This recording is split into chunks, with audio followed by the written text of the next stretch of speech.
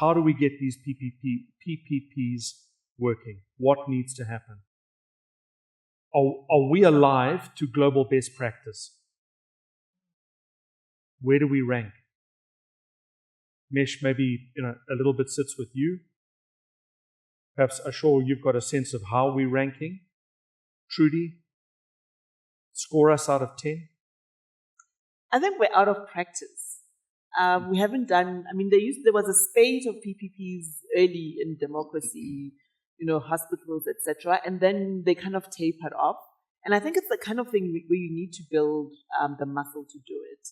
I think Ashor, a lot of this sits with you, but the fiscal framework also, in some ways, enables PPPs, but in other ways, kind of detracts from them because the capacity for guarantees to make them happen gets diminished over time because some of it is seen as contingent liabilities. But that's not an excuse. I think there are many areas where we can show that a PPP would make sense. I know there's been discussions, for instance, on transmission to have a PPP to extend, as to your point, Hennie, that we need 14,000 kilometers. And so having that transmission being invested into by private players, but with a guarantee that perhaps comes from the World Bank, could be a way to do it. So that's not a burden on South Africa, but there's still a sense that the private sector is getting adequate protections for what they're putting into it. But so, we need to look at the PPP models in South Africa that fail terribly.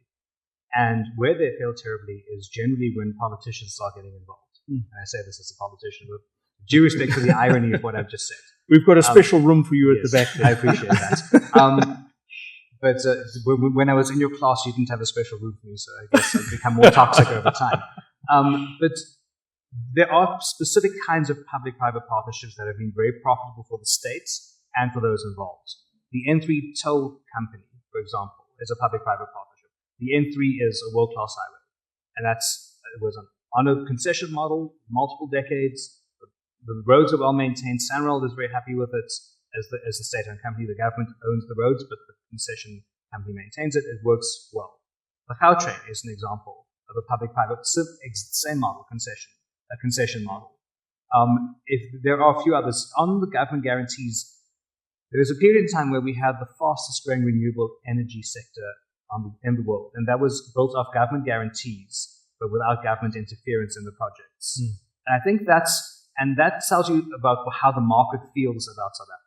And that framework has been celebrated globally. Yes, it has. And it tells you about how the market generally says so that we do want to invest in gross fixed capital in South Africa, but we don't want to deal with the politicians, the bureaucracy.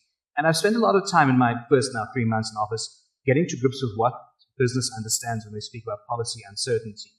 And there's generally the feeling that some arbitrary politician or a government official, not necessarily an elected official, because the regulations say the minister may make the determination as the appeals body or the DG or whatever, that they will make an arbitrary decision. And it's true that sometimes this happens, and in fact with alarming frequency sometimes. And it's especially at municipal level. So the moment you take that element of political uncertainty out of it, then you get the investments. And so we've got to accelerate the concession models. And Trudi and Operation Willendela, she's undersold it.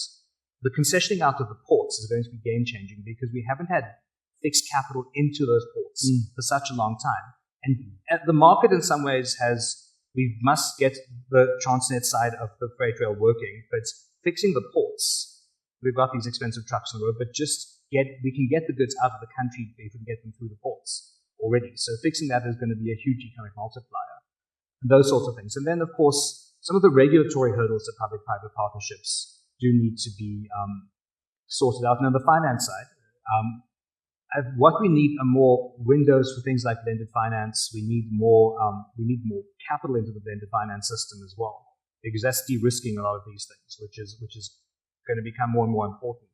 But ultimately, I'd say remove the policy uncertainty issue around public-private partnerships, which means concession models, and remove the politicians and the sense that someone's going to take an arbitrary decision on your investments, and you will unlock a lot of that. But of course, Gauteng, since we are in Gauteng, I must mention, we did mess around a little bit with the user pay principle. with the freeway. So I think we also need to get that back to say if we must choose carefully so that if we say user pays, we are sure that it's appropriate and that we can deliver on that. We should have like a remember this banner over those. Mesh PPPs? Yeah, I think the most important thing for us on PPPs is government guarantees, is in the right insurance and the return on your investment. It's as simple as that. But I think Trudi pointed out, it's been a long time since we've had a super successful PPP that has been advertised to the rest of the world. And I think that's partly what we need to do. We also need to learn lessons from other countries. You know, Rwanda, you guys speak fondly of. We've done probably 5 transactions in Rwanda. We've probably done most of their privatizations, and we continue to be active. But when we're active in Rwanda on PPPs or privatizations, however it works, is that you have executives sitting at the table with you. I have never issued stock in a country where the president sits at the table with me to issue stock. And that's important, not because he's trying to control the positioning, but because he wants to know who's buying stock in his government companies. And that's really important. So I think for me, the important part of PPPs is you have to see it come from the top down, and you have to see that support, because to Trudy's point is we have had a few failures, and that's what I think has scared the international capital.